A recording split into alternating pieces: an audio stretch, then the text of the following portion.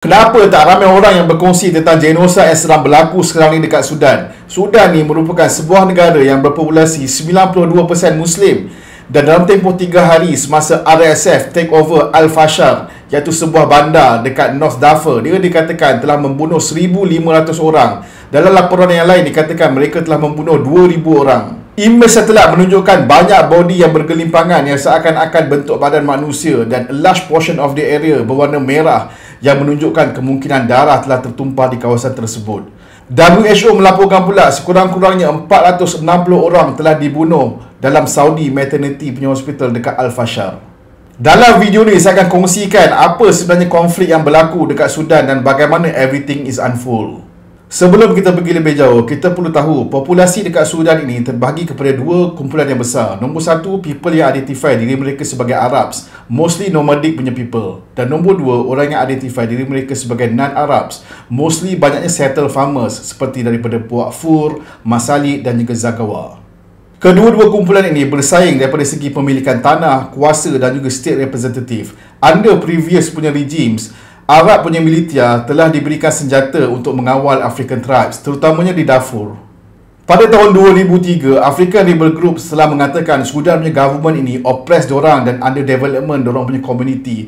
Jadi muncul dua grup yang bersenjata, iaitu Sudan Liberation Army SLA dan juga Justice and Equality Movement JEM. Sudan punya government pula unleash Janjaweed, iaitu Arab militer punya force. Diorang ni melakukan ethnic cleansing, mass killing dan juga melakukan systematic RAPE. Al-Fashir, iaitu sebuah city dekat North Darfur, telah dijadikan strategic center. Around tahun 2013, Presiden Omar Al-Bashir telah reorganize Janjaweed Military Force dan mereka telah dimasukkan secara official sebagai satu unit paramilitary yang diberi nama Rapid Support Force ataupun RSF. Dan RSF ini di-led oleh Muhammad Hamdan Dagalo atau dikenali sebagai Hamid T. RSF ini mendapat duit dengan controlling gold mines, menjadi pembunuh upahan di Libya dan juga di Yaman, serta mendapat fund daripada UAE dan juga negara-negara Teluk yang lain. Pada tahun 2019, rakyat Sudan telah menjatuhkan Presiden Omar Al-Bashir. As a result, Sudanese Armed Force SAF dan juga RSF bersetuju untuk berkongsi kuasa secara temporary.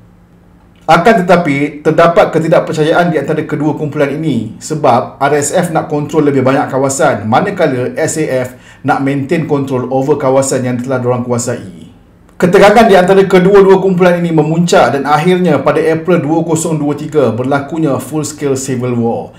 SAF di-led oleh General Abdul Fattah Al-Burhan dan juga RSF di-led oleh Hamid T. Kedua-dua kumpulan mahu mengawal sepenuhnya seluruh negara Sudan.